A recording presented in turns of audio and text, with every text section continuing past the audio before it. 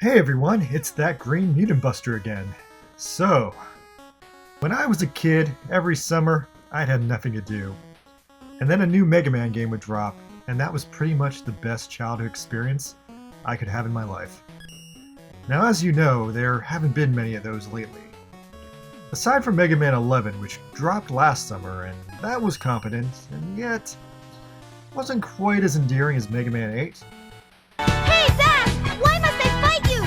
We are not enemies! Shut up! So anyhow, on most years, when summer hits and I'm jonesing for a new Mega Man game, I have to turn to ROM hacks.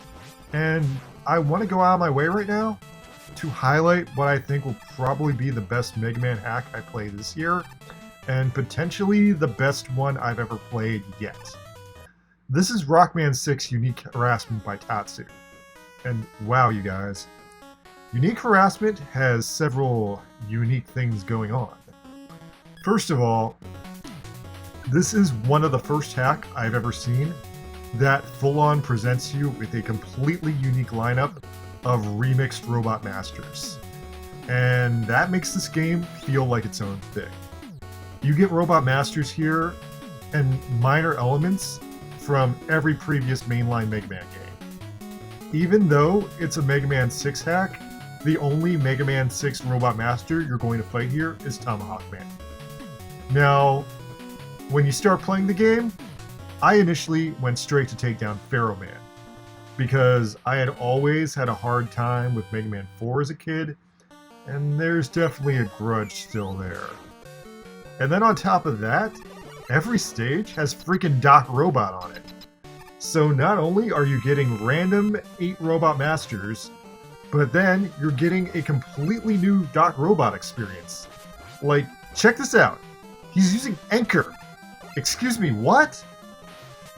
So then, to top it all off, when you finally get to the Robot Master at the end of the stage, Unique Harassment has this amazing 2-round battle system where in the first round, you're going to be fighting an insane, brand new take on the classic Robot Master.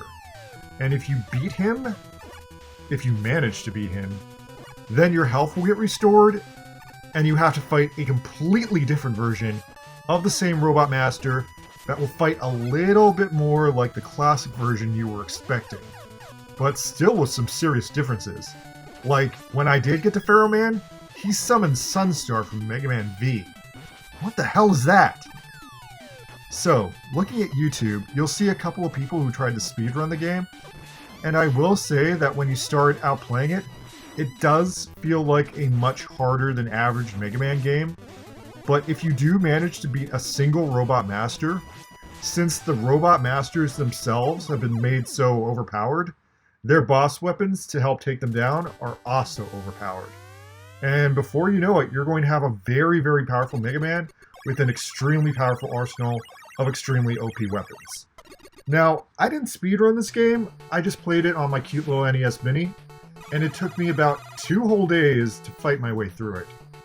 Now, I will say there's this one really, really hard devil boss that fights like with the worst aspects of every single devil, and also the Cyber Dragon from Mega Man 2.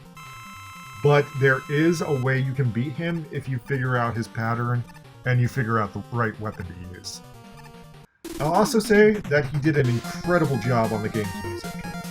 Like, late in the game, when Dr. Wily finally reveals himself, you get this utterly, utterly amazing 8-bit remix of the Dr. Wily theme from Mega Man X5.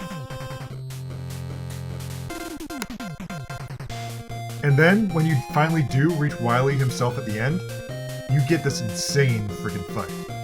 He pulls out all of his classic gizmos, and it's a crazy, crazy fight, you guys.